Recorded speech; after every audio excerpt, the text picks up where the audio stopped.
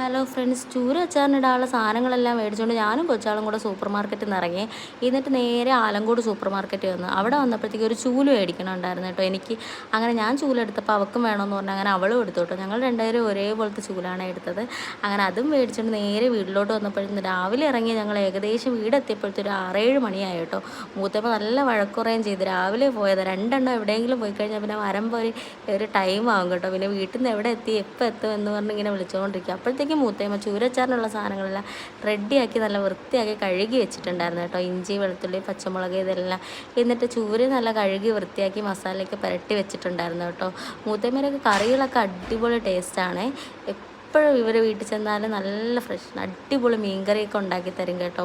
അങ്ങനെ ഇതേ കൊച്ചാളുമാണെങ്കിൽ കൊഞ്ചെല്ലാം വൃത്തിയാക്കിക്കൊണ്ടിരിക്കുന്നത്. ഞാനാണെങ്കിൽ ഇവരെ വീഡിയോസൊക്കെ എടുത്ത് ഇങ്ങനെ കറങ്ങി കറങ്ങി ജോലി ചെയ്യാതെ മടിച്ച് നിൽക്കുന്നുണ്ട് കേട്ടോ. അവളിങ്ങനെ നോക്കുന്നുണ്ട് കേട്ടോ. അവൾക്ക് ജോലിയൊന്നും ചെയ്യണ്ടല്ലോ, വീഡിയോ എടുത്താൽ മതിയല്ലോ എന്നൊക്കെ കേട്ടോ. അങ്ങനെ മൂത്തമ്മ അച്ചാറിനുള്ള പരിപാടിയെല്ലാം ചെയ്തേ. അപ്പോൾ അടുത്ത വീഡിയോ വീണ്ടും കാണാൻ. ടാറ്റാ, ബൈ, സീ യു.